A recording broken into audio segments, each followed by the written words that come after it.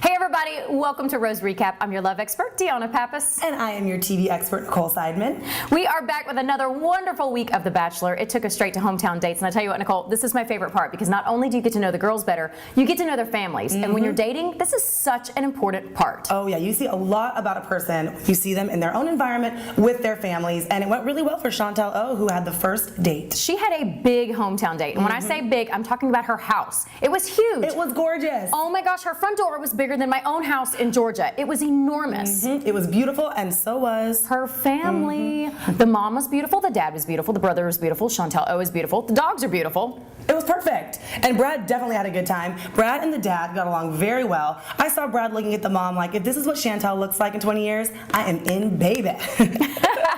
But I loved it when they were outside by the statue. Did you notice Brad and the dad, and they were talking about their success and how they were raised? I'm poor. No, I was poor. No, I was poor. Now I'm rich. And I'm rich, and I'm richer. It was fantastic.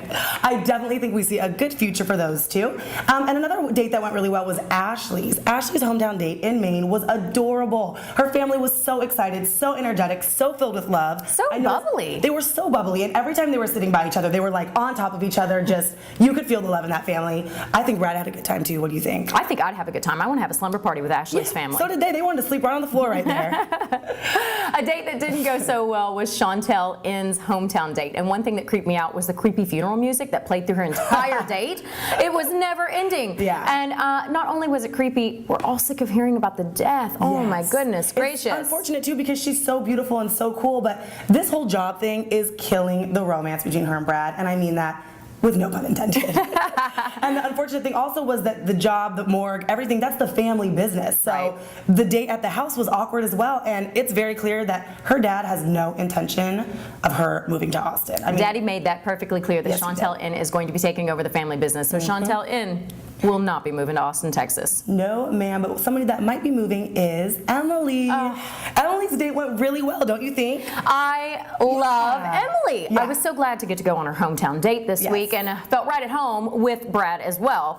Listen, I thought it was so wonderful. We saw Emily open up finally, and I was so happy to see that. Oh, so was I. We met her beautiful little daughter who warmed up to Brad eventually.